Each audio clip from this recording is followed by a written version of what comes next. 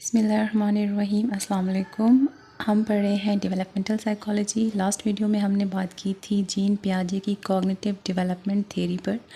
आज की वीडियो में हम बात करेंगे एरिक एरिक्सन की साइको सोशल डेवलपमेंट थ्योरी पर। एरिक्सन की थ्योरी में मैक्सिमम नंबर ऑफ़ स्टेजेस हैं, यानी कि डेवलपमेंट की 8 स्टेजेस पर बात की है, जो कि बर्थ से स्टार्ट होके डेथ तक की लाइफ को एक्सप्लेन करती है। यानी बर्थ से डेथ तक जो एक्सपीरियंस इंडिविजुअल के रहते हैं और उन एक्सपीरियंसेस की वजह से जो डेवलपमेंट होती है उसको एक्सप्लेन करता है। एरिक्सन की थ्योरी को लाइफ स्पैन डेवलपमेंट थ्योरी कहा जाता है, क्योंकि ये बर्थ से लेकर डेथ तक की सारी लाइफ स्टेजेस को एक्सप्लेन करती है। एरिक्सन कहता है जैसे सोशल एक्सपीरियंस इंडिविजुअल के होते हैं उसी की वजह से उसकी डेवलपमेंट होती है, यानी पर्सनालिटी डेवलप होती है और उसका बिहेवियर शेप होता है। यानी सोशल एक्सपीरियंसेस इंडिविजुअल के बिहेवियर और उसकी पर्सनालिटी को शेप करते हैं। दूसरा नाम इस थ्योरी का है साइको सोशल थ्योरी। साइको यानी कि पर्सनालिटी और सोशल यानी कि सोशल एक्सपीरियंसेस, यानी सोशल एक्सपीरियंसेस इंडिविजुअल की पर्सनालिटी और पर्सनालिटी डेवलपमेंट और बिहेवियर को शेप करते हैं। जैसे कि हमने बात की कि एरिक्सन ने 8 स्टेजेस को एक्सप्लेन किया है, 8 स्टेजेस पर बात की है। इन स्टेजेस को लाइफ क्राइसिस भी कहते हैं। हर स्टेज को लाइफ क्राइसिस कहा जाता है क्योंकि इंडिविजुअल का पॉजिटिव या नेगेटिव एक्सपीरियंस होता है और हर स्टेज का एक नेगेटिव और एक पॉजिटिव एस्पेक्ट है और उसकी बेसिस पर ही पर्सनालिटी डेवलपमेंट होती है। और इस थ्योरी में एक्सप्लेन किया गया है कि लाइफ क्राइसिस क्या है और उन लाइफ क्राइसिस में कब क्या डेवलपमेंट हो सकती है, पॉजिटिव या नेगेटिव। 8 स्टेजेस को देख लेते हैं। सबसे पहली स्टेज है trust versus mistrust. Second stage है autonomy versus shame and doubt. Third stage है initiative versus guilt. Fourth stage है industry versus inferiority. Fifth stage है identity versus role confusion. Sixth है intimacy versus isolation. Seventh stage है generativity versus stagnation, जबकि 8th stage और last stage है integrity versus despair. सबसे पहले बात कर लेते हैं सबसे पहली स्टेज की, जो कि है ट्रस्ट वर्सेस मिसट्रस्ट, जो कि बर्थ से स्टार्ट होकर 1.5 साल तक की उम्र तक है। इसमें एक पॉजिटिव चीज़ है और एक नेगेटिव चीज़ है। ये लाइफ क्राइसिस है, यानी इंडिविजुअल को ऐसे एक्सपीरियंस मिलेंगे कि जिससे उसमें ट्रस्ट डेवलप होगा या उसका ऐसा एक्सपीरियंस होगा जिससे उसमें मिसट्रस्ट डेवलप होगा। अब इन सारी स्टेजेस ऐसे ही लाइफ क्राइसिस हैं। इन लाइफ क्राइसिस से डिसाइड होता है कि पर्सनैलिटी डेवलपमेंट में इंडिविजुअल क्या डेवलप करेगा, यानी कि वो उसका पॉजिटिव एस्पेक्ट को लेकर चलेगा या उसके नेगेटिव एस्पेक्ट को डेवलप करेगा।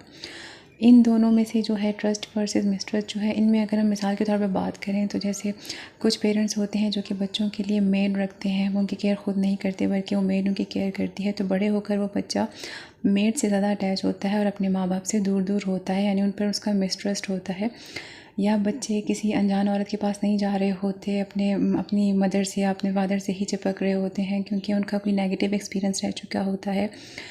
क्योंकि इस एज में बच्चा डिपेंडेंट होता है और उसको केयर चाहिए होती है, तो अगर उसकी केयर की जाती है तो उसमें ट्रस्ट डेवलप होता है। लेकिन अगर ऐसे में उनको वो चीज़ नहीं मिल रही क्योंकि वो डिपेंडेंट है और उनको उस तरह से केयर नहीं मिल रही, तो वो मिसट्रस्ट डेवलप करेंगे। सेकेंड स्टेज है autonomy versus shame and doubt, जो कि स्टार्ट होती है 1.5 साल की उम्र से और जाती है 3 साल की उम्र तक। ऑटोनॉमी यानी बच्चे खुद अपने आप कुछ करना चाह रहे हैं, लेकिन अगली साइड पे है कि बच्चा खुद कुछ नहीं कर पा रहा और उसको शेम महसूस हो रही है और उसको या डाउट फील हो रहा है।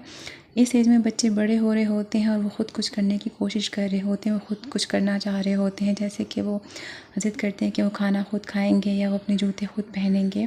अगर पेरेंट्स उनको रोक नहीं रहे और उनको करने दिया जा रहा है जो कि वो करने की कोशिश कर रहे हैं, तो उनमें सेंस ऑफ ऑटोनॉमी डेवलप होगी। लेकिन अगर उनको हर बात पे टोका जाएगा कि नहीं तुम खुद खाओगे तो गिरा दोगे, या अगर जूते तुम खुद पहनोगे तो तुम ठीक से नहीं पहने जाएंगे, या तुम इस हर चीज़ में गलती कर दोगे, तो उनमें शेम और डाउट डेवलप होगा, क्योंकि वो दूसरों पे हमेशा डिपेंडेंट रहेंगे और उनको लगेगा कि खुद से कुछ ठीक से नहीं कर सकते और उनसे गलती हो जाएगी। इसकी बजाय उनको ऐसे करने देना चाहिए कि उनको जो चीज़ वो करना चाह रहे हैं उनको करने दी जाए, और जब वो गलती कर लें तो उस गलती को सुधार के उनको सिखाया जाए कि ये ठीक से इस तरीके से होता है, तो उनमें सेंस ऑफ ऑटोनॉमी डेवलप होगी। लेकिन अगर उनको हर बात पे टोका जाएगा और उनको गलती करने से पहले ही कह दिया जाएगा कि नहीं अगर तुम करोगे तो तुम गलत ही करोगे, तो उनमें सेंस ऑफ शेम या डाउट जो है वो डेवलप हो जाएगा। अब बात कर लेते हैं स्टेज 3 की, यानी अर्ली चाइल्डहुड की स्टेज है। ये 3 साल की उम्र से लेके 6 साल तक की उम्र तक होती है। Initiative versus guilt. अब बच्चा इस लाइफ क्राइसिस पे आ गया है, यानी कि वो या तो इनिशिएटिव डेवलप करेगा या तो गिल्ट डेवलप करेगा। ये वाली स्टेज 2 जो हमने बात की autonomy versus shame and doubt, उससे कुछ हद तक मिलती है। जैसे हमने ऑटोनॉमी पर बात की कि उस एज में बच्चा ख़ुद से कुछ काम करने की कोशिश करता है, ख़ुद से कपड़े पहनने की, जूते पहनने की, खाना खाने की कोशिश करता है, इन चीज़ों की करने की ज़िद करता है। अब इस स्टेज में आ जाता है इनिशिएटिव, यानी ऐसे काम जो ज़रूरी नहीं है कि बच्चों से जुड़े हों, लेकिन वो आज तक बच्चों ने नहीं किए होते, जैसे वो उनके करने के टास्क नहीं होते, लेकिन वो उस काम को करने की ज़िद करते हैं।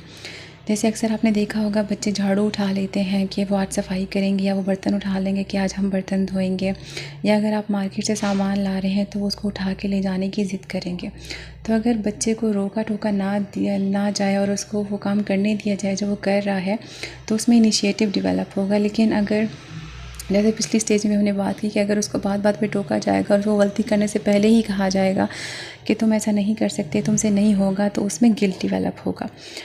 अब ये स्टेज जो है वो पिछली स्टेज से लिंक कैसे है कि ज़्यादा चांसेस होते हैं कि अगर पिछली स्टेज में ऑटोनॉमी डेवलप हुई है तो इस स्टेज में आके इनिशिएटिव डेवलप होने के चांसेस ज़्यादा हो जाते हैं। और अगर पिछली स्टेज में गिल्ट और डाउट जो है वो डेवलप हुआ है, शेम एंड डाउट, तो इस स्टेज पे आके गिल्ट डेवलप होने के चांसेस बढ़ जाते हैं। ऐसा ज़रूरी नहीं है, लेकिन इस चीज़ के चांसेस ज़्यादा होते हैं। अब इसको हम मिसाल के तौर पे समझने के लिए ऐसे बोल सकते हैं कि अगर मार्केट से आप कुछ सामान ला रहे हैं और वो बच्चा उस भारी सामान को उठा के ले जाने की ज़िद कर रहा है, तो बजाय इसके कि उस बच्चे को वहीं पे डांट के रोक दिया जाए कि नहीं तुम ये नहीं कर सकते, तुमसे नहीं होगा, तुम इसको हाथ मत लगाओ, तो इसकी बजाय अगर आप उस सामान में से कोई हल्की सी चीज़ जो कि बच्चे के उठा के ले जाने की हो, तो आप उसको वो पकड़ा दें, और वो उसके लिए वो भी एक बहुत ही बड़ी चीज़ होती है कि वो कुछ उठाकर आपके साथ जा रहा है घर। तो इससे क्या होता है कि बच्चे में सेंस ऑफ इनिशिएटिव डेवलप होता है, उसमें उसको लगता है कि हाँ अपने आप कुछ कर सकता है। और लेकिन अगर उसको गलती करने से पहले ही रोक दिया जाए कि नहीं इसको तुम हाथ मत लगाओ, तुम ख़राब कर दोगे, या तुम गिर जाओगे, या तुमसे नहीं होगा, तो उसको गलती करने से पहले ही रोका जा रहा है। उसने भी वो चीज़ की ही नहीं है, यानी उसने भी उस सामान को उठा के देखा ही नहीं है कि वो उसको लेके जा सकता है कि नहीं जा सकता, या वो ये काम कर सकता है कि नहीं कर सकता। पहले ही उसको रोक टोक की जा रही है, उसको मना किया जा रहा है, तो उसमें गिल्ट डेवलप होगा। 4th स्टेज है इंडस्ट्री वर्सेस इन्फीरियरिटी, जो कि स्टार्ट होती है 6 साल की उम्र से और जाती है 12 साल की उम्र तक, यानी कि लेट चाइल्डहुड का टाइम पीरियड होता है। इंडस्ट्री का वर्ड आया है इंडस्ट्रियस से, यानी कि हार्ड वर्किंग से। इंडस्ट्री बच्चे में तब डेवलप होगी जैसे कि अगर बच्चा कोई टास्क करता है और उससे गलती हो जाती है, तो उसको इनकरेज किया जाए कि वो दोबारा इसको करे और वो ठीक से कर सकता है, यानी उसमें इतनी कैपेबिलिटी है कि वो कर सकेगा, तो उसको कोशिश करनी चाहिए और उसको इनकरेज किया जाए। लेकिन अगर तो उसमें इंडस्ट्री डेवलप होगी। लेकिन अगर उस बच्चे को गलती हो जाने पे ये फ़ील कराया जाए कि वो तो फेलियर है, उससे कुछ भी नहीं होगा, तो उसमें इन्फीरियरिटी डेवलप होगी। कोशिश करनी चाहिए कि बच्चे में इंडस्ट्री डेवलप हो, इन्फीरियरिटी डेवलप ना हो, क्योंकि ये जो सारी स्टेजेस हैं जो अर्ली चाइल्डहुड की स्टेजेस हैं या लेट चाइल्डहुड की स्टेजेस हैं, इनके एक्सपीरियंसेस लाइफ टाइम इम्पैक्ट करते हैं इंडिविजुअल को। और जो इंडस्ट्री वर्सेस इन्फीरियरिटी की स्टेज है, इसमें पेरेंट्स के साथ साथ टीचर्स का भी एक बहुत ही अहम रोल आ जाता है। 5th स्टेज आ जाती है एडोलसेंट की एज है ये, यानी कि 12 से 18 साल की उम्र तक की स्टेज है। Identity versus role confusion. Identity यानी बच्चे अपनी पहचान बनाना चाहते हैं स्टेज में, वो चाहते हैं कि उनकी कोई आइडेंटिटी हो। रोल कन्फ्यूजन यानी इंडिविजुअल को पता ही नहीं है कि वो क्या करना चाहता है, वो डिफरेंट फील्ड्स ट्राई करता है। ऐसे लोग जिनको सक्सेस थोड़ी बहुत मिलती है लेकिन वो उससे ऐसे सेटिस्फाइड नहीं होते हैं, डिफरेंट फील्ड्स ट्राई करते रहते हैं, वो रोल कन्फ्यूजन पे होते हैं। लेकिन जिनमें आइडेंटिटी डेवलप हो जाती है वो सेटिस्फाइड फील करते हैं। इसलिए बच्चों को एक्सप्लोर करना चाहिए, उनको करने देना चाहिए, ताकि वो फेलियर फेस करें, और जब फेलियर फेस करेंगे तो ही उनको रियलाइजेशन होगी कि उनको कहाँ जाना है, वो अपनी आइडेंटिटी बना सकेंगे। फर्स्ट 5 स्टेजेस जो हैं वो इम्पॉर्टेंट स्टेजेस हैं, जो कि बाकी स्टेजेस हैं यानी 6 से लेकर 8 तक वो लेस इम्पॉर्टेंट स्टेजेस हैं, लेकिन इस पर भी अक्सर एग्ज़ाम में क्वेश्चंस आ जाते हैं। फर्स्ट 5 स्टेजेस जो हैं वो इम्पॉर्टेंट पेरेंट्स के लिए भी हैं और टीचर्स के लिए भी हैं, क्योंकि इसमें टीचर्स का भी एक अहम रोल होता है। 6 स्टेज आ जाती है इंटीमेसी वर्सेस आइसोलेशन, जो कि है 20 ईयर्स से लेकर 40 ईयर्स की एज तक, जो कि अर्ली एडल्टहुड का पीरियड है। इस एज में या तो इंडिविजुअल फैमिली और रिलेशनशिप में इन्वॉल्व होगा, या वो इसमें अनसक्सेसफुल रहेगा और आइसोलेशन में चला जाएगा। लेकिन इसका सक्सेस या फेलियर से कोई ताल्लुक़ नहीं है। ये लोग किसी फैमिली का पार्ट होते हैं, लेकिन इनकी ख़ुद की कोई फैमिली नहीं होती है। यानी सक्सेस के बाद भी काफ़ी लोग आइसोलेशन में हो सकते हैं, यानी उनकी खुद की कोई फैमिली नहीं होती है। जैसे कि हम सलमान खान की एग्जांपल ले तो वो एक सक्सेसफुल एक्टर हैं, लेकिन उनकी खुद की कोई फैमिली उन्होंने अभी नहीं बनाई, तो वो हम कह सकते हैं कि वो आइसोलेशन में है। और इसकी ही अपोजिट अगर हम देखते हैं अभिषेक बच्चन को, तो वो ख़ुद इतने कोई सक्सेसफुल एक्टर नहीं है, लेकिन उनकी ख़ुद की एक फ़ैमिली है। तो या तो इस एज में ये लोग फैमिली बनाएंगे, इंटीमेट रिलेशनशिप्स में इन्वॉल्व होंगे, और या तो ये लोग आइसोलेशन में होंगे, यानी ख़ुद की फैमिली नहीं बना पाएंगे। 7th स्टेज है generativity versus stagnation. Late adulthood का पीरियड है, यानी 40 ईयर्स की एज से लेकर 60 ईयर्स की एज तक।